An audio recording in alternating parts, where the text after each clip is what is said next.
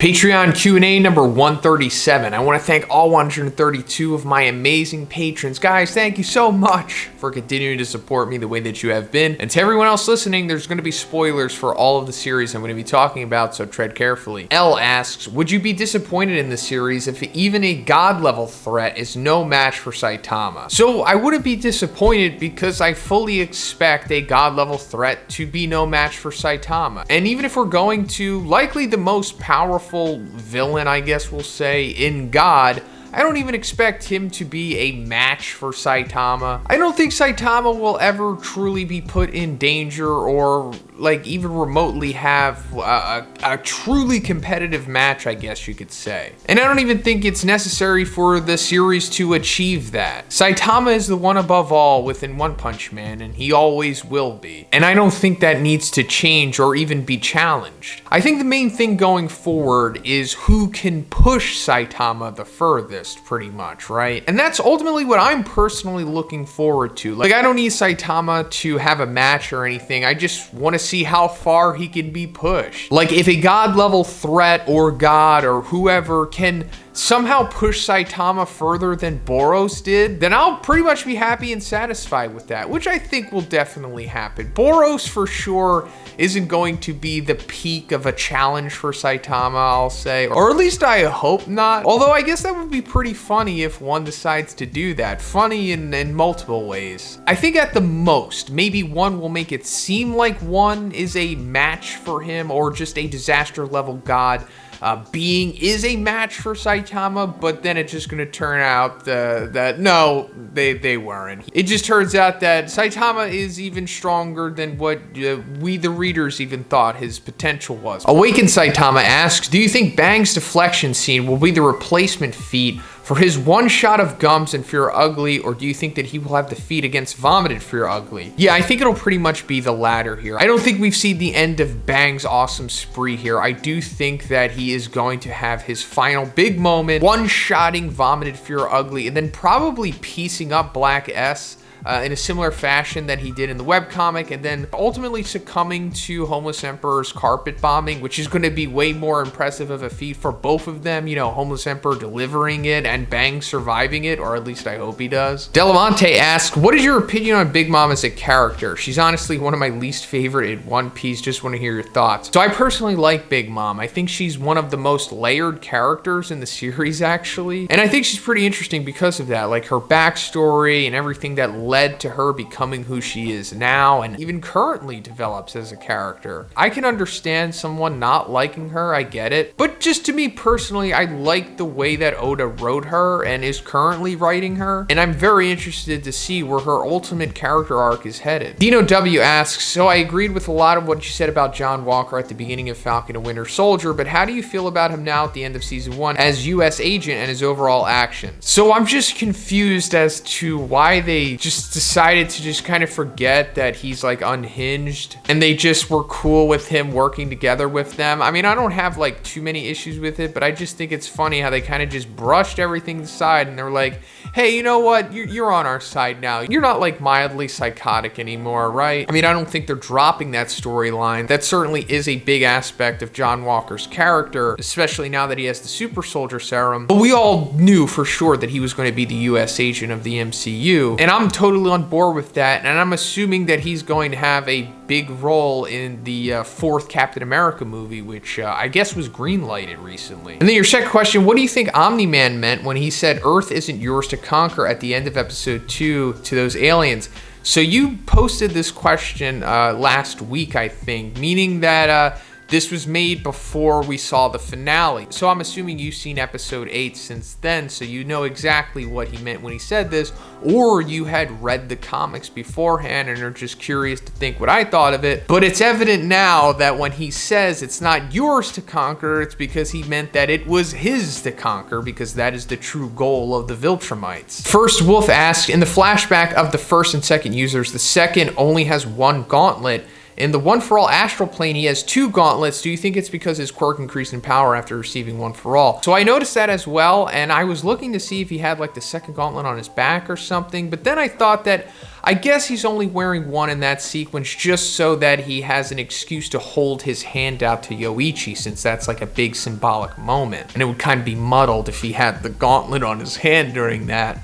I don't think One For All gave him a power-up at that point because it wasn't very powerful. Yoichi had just received the power stockpiler and it had just become One For All. So in theory, it shouldn't have really been powerful. It's kind of implied that it became the powerhouse that it is now, or it started to become that once the fourth user started grinding it out for, I don't know, what did he say, like 16 years or something? Freddy A asks, do you think that Watchdog Man could keep up with Orochi or Boros? I think it's way too soon to assume that he could, so as of right now, I'm gonna say no way. We haven't seen nearly enough of Watchdog Man for me to think that he could not only just keep up with Orochi and Boros, but just like with one of the cadres. I mean, yeah, he dominated Hero Hunter Garo unlike anyone else before him, and he has a very impressive track record with the monsters of Q City, but that just doesn't give us enough insight into his power to make me think that he's close to like above dragon level the way that Orochi and Boros are. Your second question, I'm thinking Pig God's ability is that his fat may create some sort of immense healing that drains from him. Like for large amounts of people, what do you think? So, I mean, I guess it's possible, anything is possible for Pig God at this point, but I'll say that that's probably unlikely because we haven't seen him do anything like that. I mean, it's said that his fat heals himself, but then that was like removed. So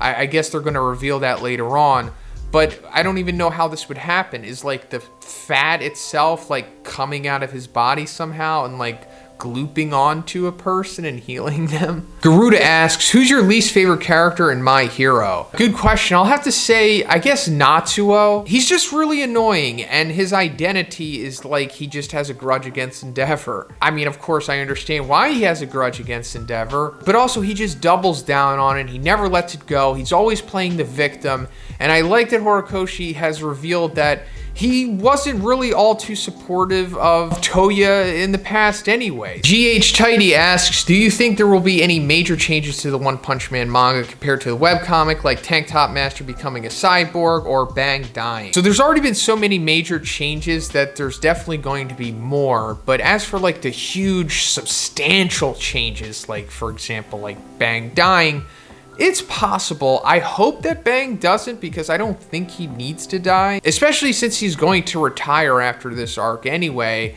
I don't think he really needs to die, or at least in the manga. Maybe later on in the webcomic or just the story down the line in general, he might die. But I just don't think that is going to or even needs to happen. But as for the other major changes, it could really be anything at this point. It seems like there's a change with every new chapter at this point, like with Vomited Fear Ugly and all that stuff. So it's really hard to foresee like those kind of changes, but as for like the major ones, I honestly have no idea. I guess it would come down to like a character dying or becoming a villain or something, which I think would be pretty interesting, aside from like Drive Night. Jimmy P asks, what are your thoughts on Saitama vs. God by Simmingclap? So I originally made a video about this like almost 3 years ago. Like it was in my first wave of One Punch Man videos, and my thoughts are pretty much the same as they are now. I think the art is awesome. Simmingclap is very talented. He could easily be a professional mangaka if he wanted to, but the story of Saitama vs. God itself is just not good. And that's just, of course, my opinion. I'm sure there's a lot of people who love it. I mean, it gets millions of views on YouTube, but I personally just don't like it. I mean, the art, the choreography, you know, the sequences, they're fine. For your second question, when is the One Piece anime going to get the new dub episode? So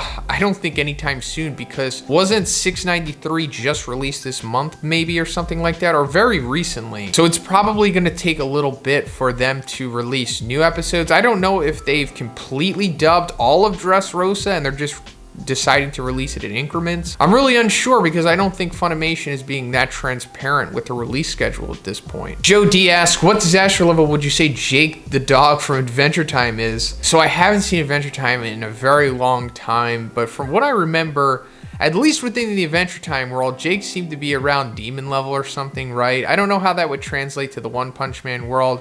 Probably not too good, but I don't know, I could be wrong. Maybe there's some extensive lore to Jake and he's like God level or something, I don't know. And then your second question, how exactly do you think All Might is going to die? By the hands of Shigaraki or All For One? Most likely Shigaraki, because I guess that's what's been implied the most. Like he's just gonna straight up get decayed. Now, when does it happen? How does it happen? Not exactly sure. I'm assuming soon.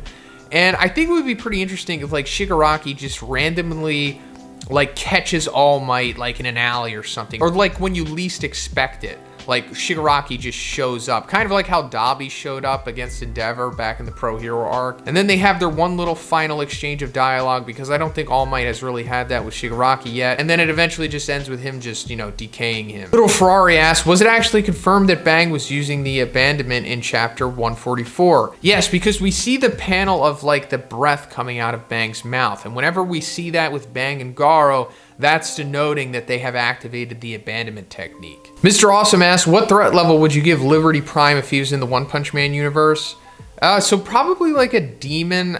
I mean, I just vaguely remember how he was in the Fallout games. I don't think he was like so outrageously powerful as to where I think he would be dragon level in the One Punch Man world. I mean, maybe within the game's like mechanics, he's able to survive like a Fat Man or something, but I don't necessarily think that correlates to him surviving like a nuke in the One Punch Man world, or just like a super powerful attack from like a dragon or something. Not really sure, but I would say probably like a demon or something. Second question, do you think that Kamino, All For One, and All Might could kill every pro hero villain in Japan, all the high-end Nomus, Makia, and all the UA students at once? So I would say maybe it wouldn't be easy, but I wouldn't be surprised if they could get the job done here. I mean, Aizawa would be a major variable here, but considering that they have each other, Aizawa would only realistically be able to stop one of them at a time, and then the other one would just take Aizawa out. And then I guess Gigantomachia is the big outlier here, but if he got hit with like a United States of Smash or something, there's no way he's taking that. So I'm not gonna say for sure that the Kamino versions of them could win, but I'll say that it's very likely that they would. I mean, they're so far ahead of everybody else. Natedawg asks, which Bang scene do you like better, web or manga? So I'm just gonna wait for the complete sequence to end, because it's gonna go into the next chapter, I'm assuming. But for now, I'll say I like both. I like the brevity of the webcomic version and just the straight surprise aspect of it, because, you know, when you're originally reading the webcomic, you do not expect Bang to go off like that. But I also like the extended sequence in the manga where, you know, we get to have that sequence breathe and we get to see more feats from Bang. Nico L asks, let's say you wake up tomorrow and you're just in the One Punch Man world. What's the first thing you're doing? So I guess I would just start trying to remove my limiter Saitama style or something like that. I mean, that would be my ultimate goal in the One Punch Man world. But aside from that, maybe I would try to link up with Fubuki or Tatsumaki and see how things went with talking to them, possibly. PFM18 asks, do you think Abandonment Bang got nerfed in the manga? He didn't one-shot either of them, though he did dominate them. I don't think he got nerfed, because I do think the one-shot is coming against Vomited Fura Ugly. I mean, he's still dominating two cadres, basically single-handedly, so I don't think he was nerfed. I mean, you also have to remember that Gums and Fear Ugly were also probably buffed in the manga. Samurai asks, what exactly is the voice of all things from One Piece? So in my opinion, it's kind of implied that it's like the highest level of observation hockey, as to where like now you're able to like, I don't know, feel or hear like inanimate objects like the poneglyphs and stuff to a degree, and you're also able to communicate with animals and creatures and stuff, like how Momonosuke was with Zunisha. And I guess overall it's kind of just like a super mega amplified version of standard observation hockey. Like think about Kobe waking up after the Paramount War. It's like that, but like times 1,000 or something. Second question, what do you see Mirio doing in the future of the story? So considering that Horikoshi didn't really mention him in his interview about the significant characters at the end of the story, I guess he won't be too significant, but he will have his moments for sure in the ultimate final battle, I guess, that there's going to be. Obviously, he brought him back with his quirk for a reason, and I think that was just it. For him to be like, you know, one of the leading heroes in the future, and, you know, maybe even to join the top 10 Billboard eventually. But I don't think he's going to die or anything, because that would be pretty cheap, right? Last question, do you think Prime All Might could defeat all of the villains except All For One, and the heroes except Aizawa and the Nomus and All For One Shigaraki? So, yeah, Aizawa was going to be the main variable here. I think he's the only one that could help them take down a Prime All Might by shutting down One For All, but Prime All Might is just so far ahead of every single character pretty much ever that he would no problem take care of all of them. I mean, just one Detroit Smash like against the air would blow away like a majority of the forces here. Like it would just be complete utter domination. at least in my opinion. Sean H asks, I'm looking forward to the culling game. What ability from any other series would you adapt into a curse technique for one of the new characters to have? So I'd like to see a character have some kind of mind control ability. I don't think we've seen that in Jujutsu Kaisen yet, and I think that would be pretty interesting. Also like the permeation ability that like Mirio has, or kind of like what Tobi has from Naruto. I think that would be pretty cool too. Zapphod B asks, is it possible that Tank Top Master's tank top could be a monster? So I talked about this in my review for the chapter yesterday, and I do think that it's a possibility that something like that is going on. I like the way that you liken it to like the symbiote from Marvel, because it could be something like that. Like it certainly seems like it has like a mind of its own at this point, and the only way we can really make sense of that is relating it to monsterization. So it's possible that this is like the beginning of the progression of power for Tank Top Master, and like you said, this could explain him going against a dragon later on in the Neo Heroes arc. And this also could mean that, you know, Tank Top Master is going to have like a battle with himself or something, because he's eventually going to realize that the tank top has become monsterfied, and he kind of has to sever himself from it, but maybe it like takes him over and makes him evil or something possibly. I think that would be pretty interesting. And then your second question, do you think Silverfang will still finish off Fear Ugly? Yeah, I do think he will for sure. By himself, I don't think anyone else is really going to help him one-shot vomited Fear Ugly in the next chapter. That will be Bang's like final moment, aside from like smacking around Garo at the very end. And then he's going to retire. So yeah, I think Vomited Fear Ugly is set up for Bang's, you know, final ultimate one-shot, you know, epic glory moment. That's pretty much it for the video today, guys. Once again, I want to thank all 132 of my incredible patrons. And if you would like to be in next week's Q&A, simply check out the Patreon. The link is in the description. $5 tier will give you access to this video. And everyone else, if you haven't already, please subscribe as well. Have a great day, and I'll see you in the next one.